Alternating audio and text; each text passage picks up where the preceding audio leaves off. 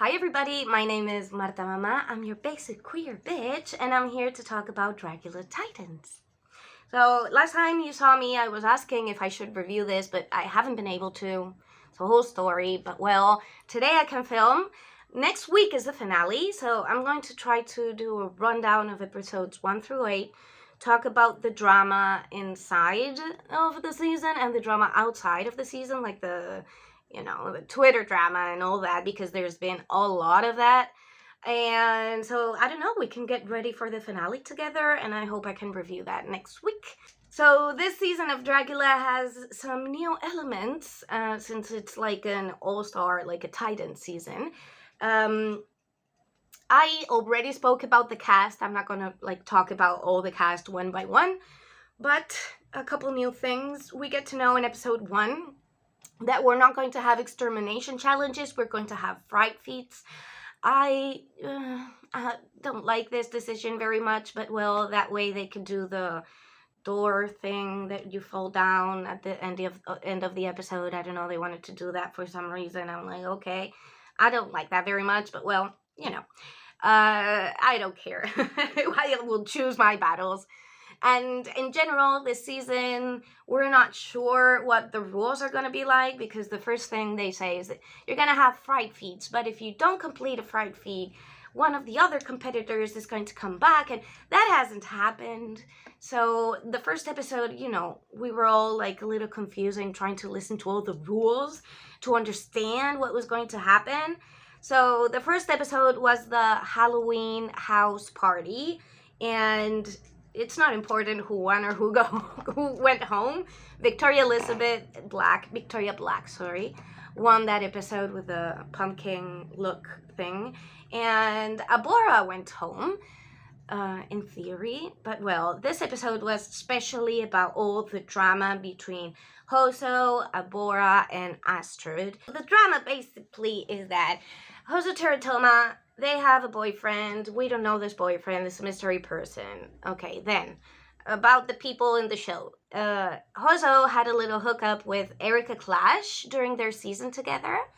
But that's not even part of the conversation.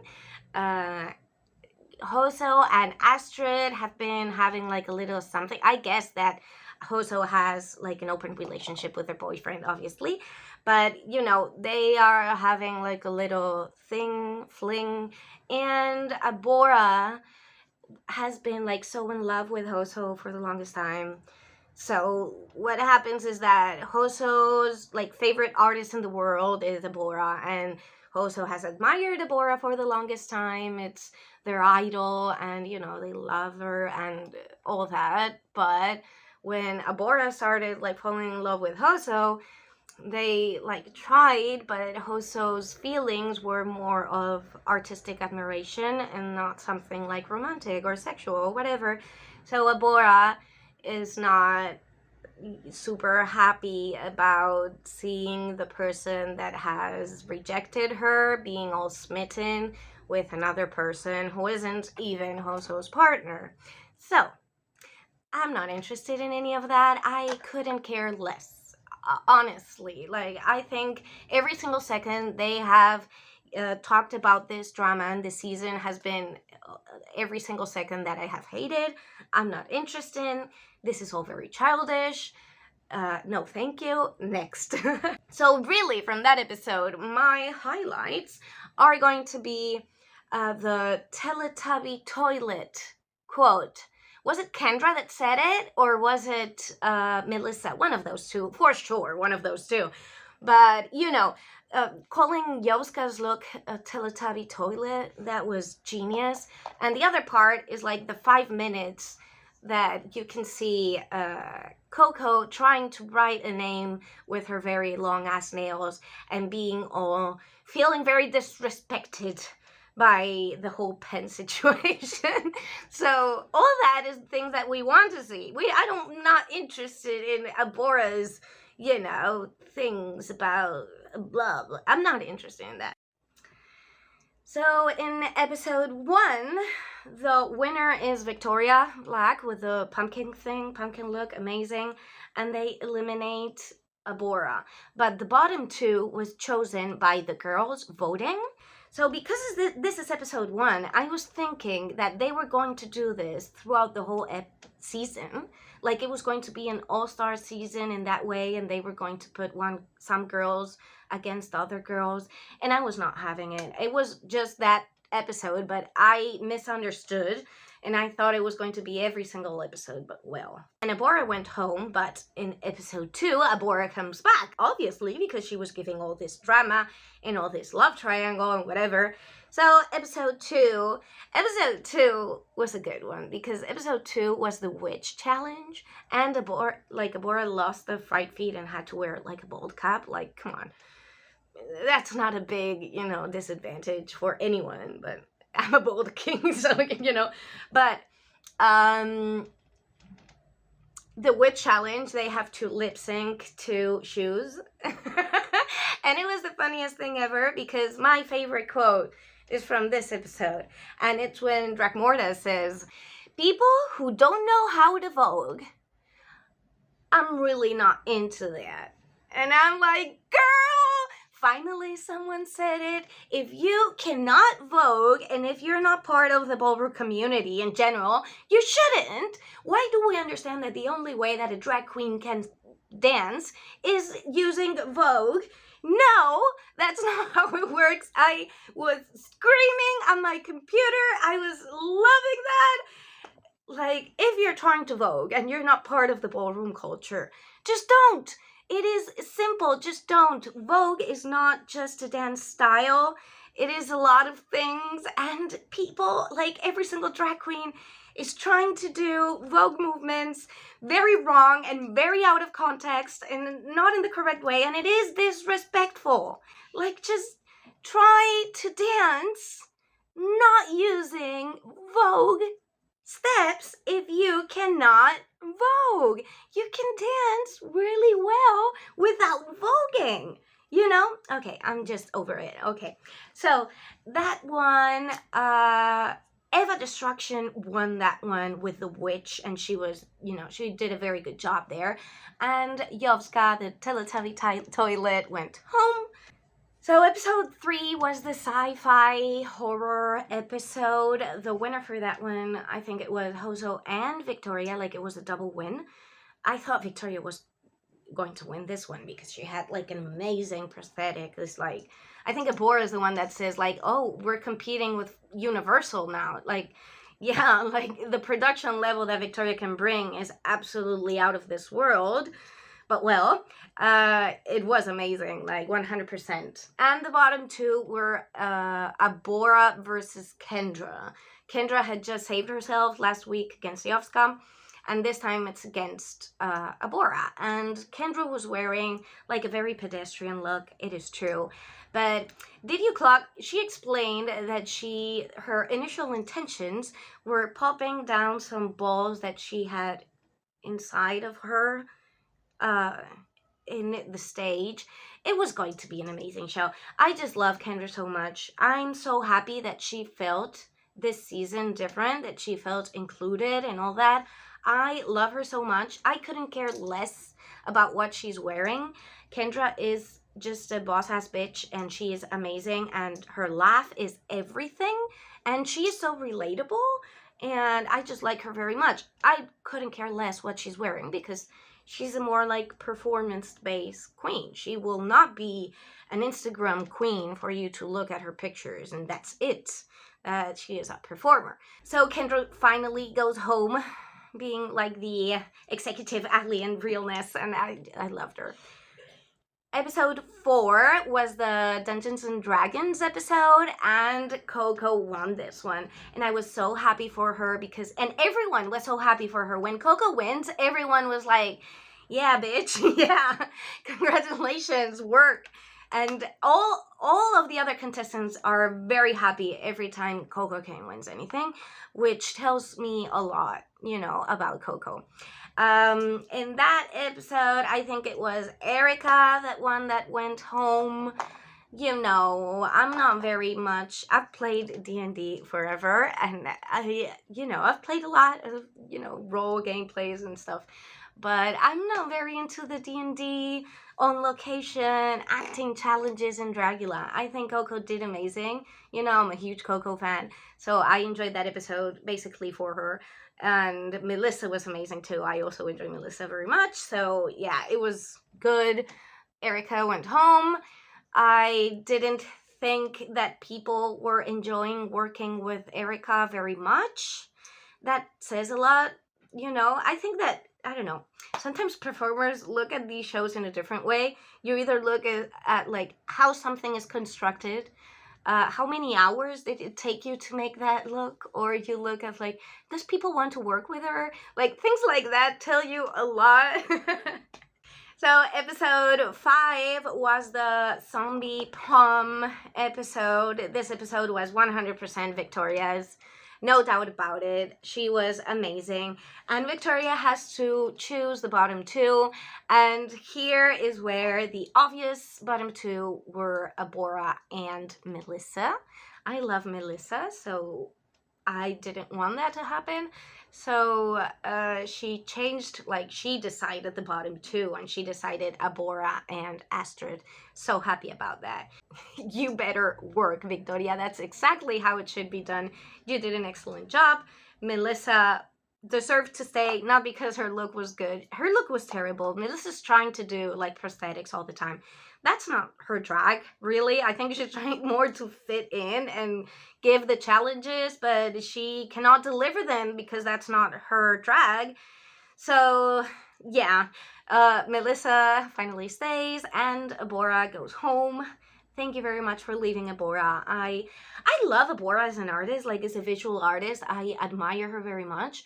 I just have noticed that no one ever really wants to work with her, and that speaks volumes. And I'm just not into the attitude thing. And she has the same exact attitude she had in her season, saying, no, yeah, I was being like a little bitch, but I'm going to change, and I am changing, and my actions are going to speak for themselves. And everyone like, yeah, well, we're still waiting. Yeah, well, I'm going to change, like all the time. I'm sick and tired of that. I do think it hasn't been this terrible this season, and it has been a little bit more like everyone, like Astrid and the drama and all of that, like coming for her. I don't know. I just over all that. So Abora, love you to pieces. Great performance, great artist, but I don't want you in this contest. Honestly, thank you. Next episode was the wrestling ladies. So I have a lot to talk about this one. So in this episode, they have to dress as like wrestling ladies from the 80s. The winner of this episode was Melissa Be Fierce, and she was amazing. I love Melissa. No prosthetics, you see. When Melissa does her own thing, she does it very, very well. Can you all please take a second and go back and watch the finale for season 1, where Melissa comes out dressed like completely naked with a nun headpiece, like headscarf, and a crucifix up her ass, and that was all her look. And then she took out the crucifix in the runway in the floor show. Like, she is fierce. You don't even remember that, do you? You don't even remember that finale. You have to go back and watch season 1 finale, and then you come back and watch Titans, and then you understand how much I love Melissa. She is fierce. Okay, sorry, I got a little carried on. Melissa's fierce, but I wanted to talk about Koco. So Koco brings these huge double Z's titties, breastplate, and she is this fighter. So we have 2 things to talk about. First is that she says that someone is sabotaging her. We already know further down the line that there's probably none of the girls are actively, intentionally sabotaging her. Things are missing, things get broken. They say it's Koco, that maybe she's a little, forgetful or whatever. Koco says she's not. I just wanted to introduce the possibility that production is doing some shitty stuff. That is possible. Like, that's what we see all the time in all the drag reality shows. So that happens, I hope it's not that, because I think that's shady and that's shitty and that shouldn't happen. but that is a possibility of something that can be going on, and the only way that she can speak up is say it like it is. I love Koco because of the way that she handles drama. She knows how to behave in a correct, assertive, no bullshit, honest, empathic way. She has the best backstage behavior that I have ever seen in any contestant of any franchise. She does. Is she a little messy sometimes? Does she like stir the pot a little? Yeah, I like that personally, but there is a lot of things. There's a lot of new queens coming from these franchises, from people that watch these franchises. And I think they're learning a lot about makeup, and they're learning a lot about, I don't know, stoning and performing, and a lot about Vogue. They're so into Vogue right now, and no one is teaching them backstage behavior. And the correct person to do that is absolutely Koco Caine, and that is 100% the reason why she has been, and will be my favorite forever, and I love her to pieces. She's just my bitch. She, like, this is how I would explain someone that you have to act in a drama situation. She is just the best with that. So, she spoke her truth about the sabotage, but the thing went on Twitter because some people expressed that drag queens with huge breastplates cause some people dysphoria, or, you know, it gives them the ick. And as a queer person with breasts, I understand that. Like, there are some drag queens that will wear a breastplate and be immediately like, and all about the boobies and the nipples, and not being sexual in a way that a woman would be with their boobies, but just being, they act like a cis straight man would act if you put them a breastplate on. So that gives me the biggest cringe. I cannot stand people that wear breastplates in that way, and, you know, that they don't know how to act with boobies. I do not find that with Koco. Yes, she is like hypersexual, but she does act like a regular person would act with their boobies. You know, I don't know. I don't find it disrespectful, and I do cringe a little bit with breastplate thing. Do you find it disrespectful? I want to know your opinion, because I have a lot of like trans femme friends that do feel very uncomfortable with breastplates and all that in general. They find it disrespectful sometimes. But, well, the thing is that the way she handled this on Twitter was amazing. Instead of defending herself, she just said, I want to know your opinions. I just want to understand if you feel uncomfortable with breastplates. Please let me know. I want to know. I want to hear you. And I'm like, what? You're not automatically defending yourself for something that someone finds offensive, and you're trying to learn? I'm like, girl, she's the best. I just love her. And Koco is being so funny. She always has these long nails, and she has basically like 2 or 3 movements. She has the bite middle nail being sexy. She has this one. And then she has the point you with the finger agreeing with you, which is... And then she has the finger clap thing from, she would usually do it with this one. She would usually do this. And she had to go to Twitter to explain that that's something from ballroom culture, and it's not like from her. So I'm just so into her. I just love her so much. Like, I want to stay with these nails and be like, oh, and...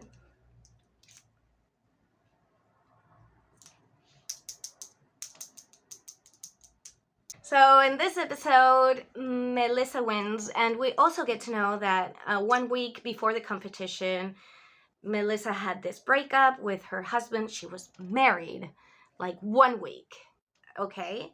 And we get to know all of that. She still wins the challenge, and the 2 that are in the bottom 2 are Hoso and Eva, and they both stay, obviously. And the bullet says there will be consequences and all that. I just want to give a second to think about Melissa.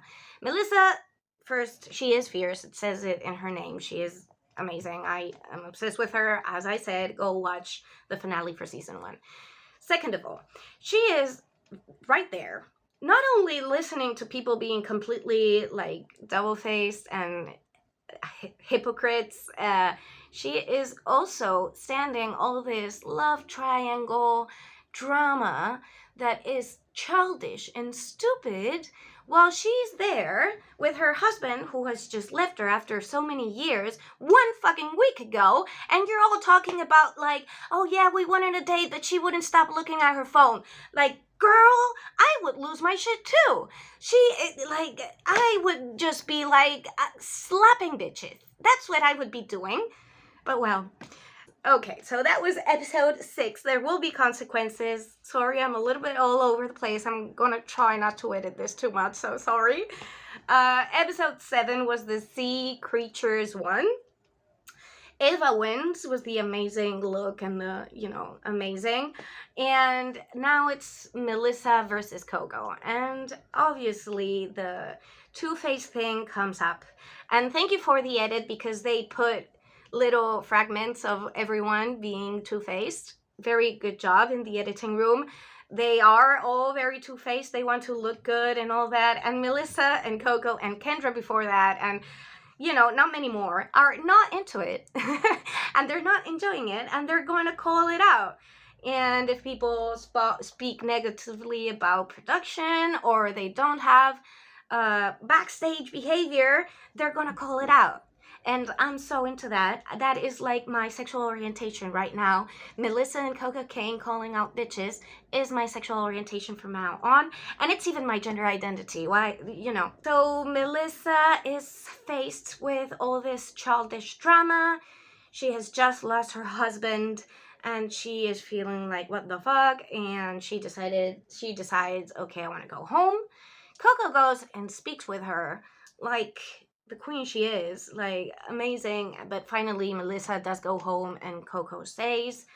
I just love the two of them so much. I know Melissa hasn't been delivering the most amazing Dragula looks ever, but that's not why she's there. Koco Caine isn't there for that either. They're there to teach the children. You don't only teach the children about fashion and makeup and hairstyling and dancing very badly to Vogue moves. You teach the children that way. Just being a bad bitch. Being an empathic, honest, no bullshit, bad bitch. That's all we want. That's all we want.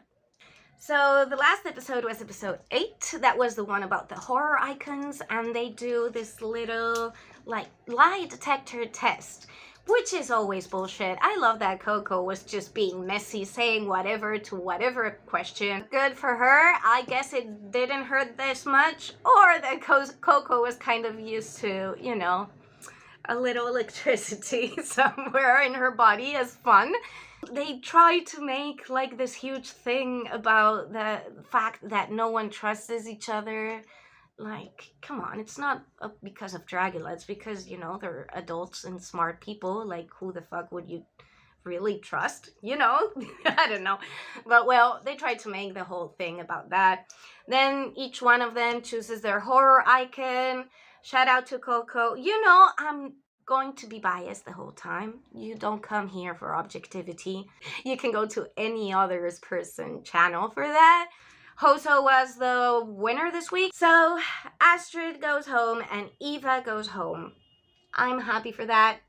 Astrid has been doing good, but I just cannot stand her as a person. I think that living under Dali's shadow, Dali is her drag dad, I don't know, she doesn't behave as amazing as Dali behaves, because Dali also has amazing backstage behavior. But Astrid is really difficult. I don't know. I didn't enjoy her this season. I didn't enjoy her in her season. Maybe it's the stress thing. Maybe it's, I don't know what it is. But she seemed quite childish for me. her looks were very cool, but she doesn't get to, I don't know, I didn't connect with her very much. I didn't like her presentations very much. I think she's a very cool creative bitch, but I didn't enjoy her very much in the season just because of all of the drama, to be honest. And the other one who went home was Eva. Eva did amazing this season. She had amazing, amazing looks, but none of them were extremely creative, in my opinion. Like, she delivered exactly what the challenge was called for every single time. With Eva, I think she has the level, the polish, and all that, but I'm not that interested in that. But sometimes she just needs to be a little more creative. She just needs to take us to more interesting places that, than normal. And she doesn't, so she went home. Our final three are the absolute motherfucking Koco Caine, Hoso Teratoma. I haven't spoken about Hoso this much. I'm just a little bit... I love Hoso so much as an artist, and I'm not loving them this season. I think all the looks are amazing, and the performances and all that is amazing, but because I find all the situation a little bit childish, it makes me love her less, to be honest. It does. It does. Not whatever she does, but however she handles things that come up to her. She has just finished this whole big tour, and I don't know if she's like tired. I don't know what's going on, but she is not serving.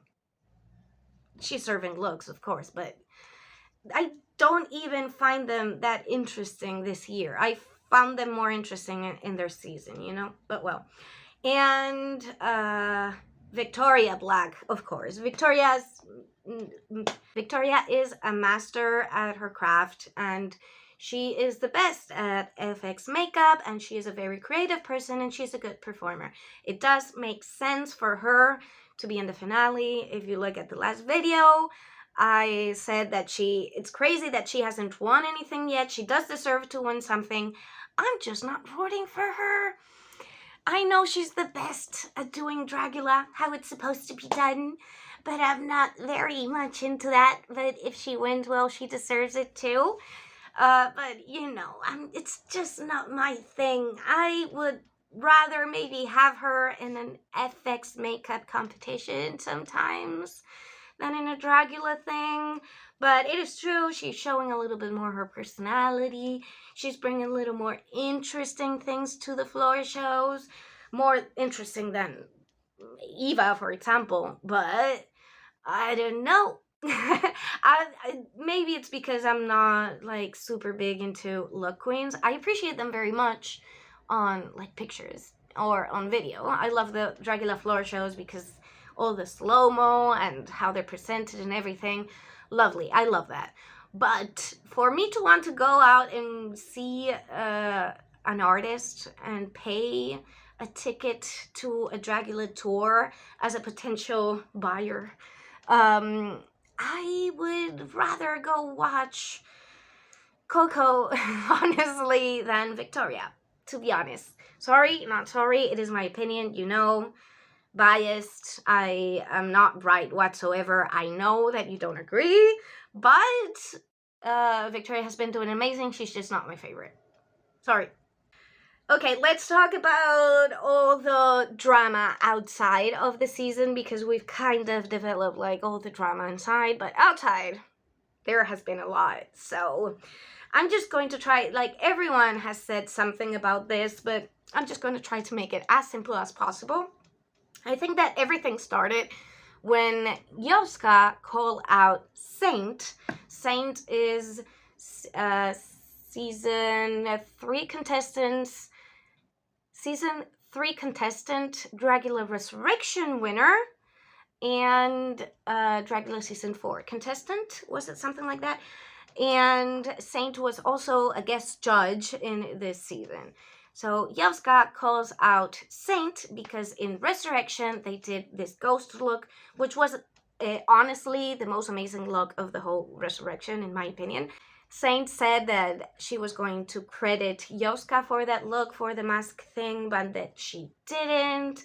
And Yoska says, like, girl, I have, screenshots of all my DMs. And then, Meatball, who is another messy bitch, but I love her, she also said, oh yeah, she loves screenshots, doesn't she? And everyone was like, what is she talking about? Why does Meatball say that Saint loves screenshots? And then we get to know everything that happened. So it looks like that sometime after season 3, the black artists on Dragula had a group chat together where they discussed some problems and some issues that they have had with Dragula in relation with, with like anti-blackness or feelings that were hurt or things that upset them about being black and competing in Dragula. Next thing you know, one of the people in that group chat, aka Saint, the creator, just screenshot the whole thing and send it directly to production, to the Boulets. And then each one of them got a phone call asking them for all these things that they thought that they were saying in private to the other contestants. So that's not cool. Maxi Glamour just took to Twitter and just explained the whole thing that happened. So I'm going to read directly what Maxi Glamour said. They said, basically, we address the anti-blackness in the show and our experience with it as black contestants. One of the black contestants screen captured this information and sent it to production. We all received individual phone calls to identify our complaints. The person who spilled this information went on to win Resurrection and was carried through the next season, clearly being judged on a different standard than the rest. It is so interesting how much the entertainment industry capitalizes off the cannibalism of performers and their willingness to harm another for a leg up.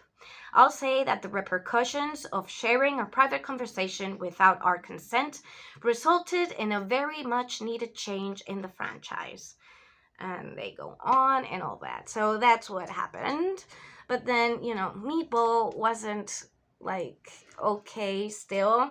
After all this tea was spilled, she just wanted to say one thing more and went against the Boulets directly. Like, there's so many things and dramas about the Boulets that we don't know. I was never expecting the Boulets to say this to Meatball, but this is Meatball's tweet. If you think the same drama is messy, wait until I tell you about the time the Boulets got caught saying that I shouldn't consider myself black or speak on POC issues because I was adopted by white parents.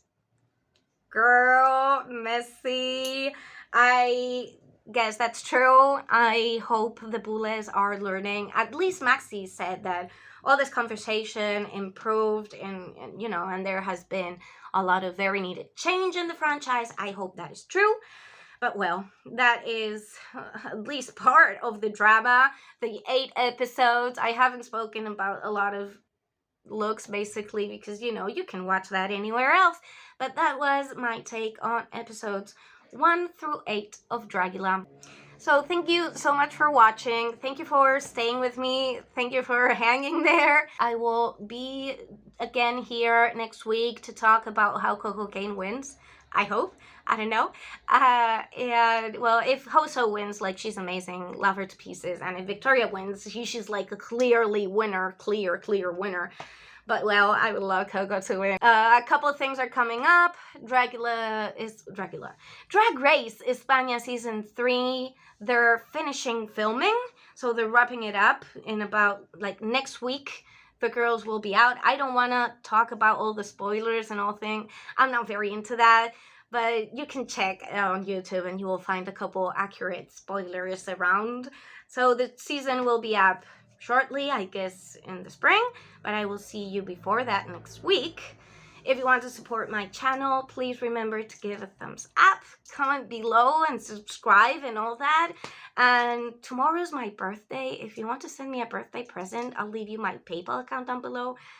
I would truly appreciate being able to buy a freaking light, because right now I'm using daylight and you see it's a problem. I'll be 35 years old tomorrow. Can you believe it? With this skin, 35. Stay queer. I love you.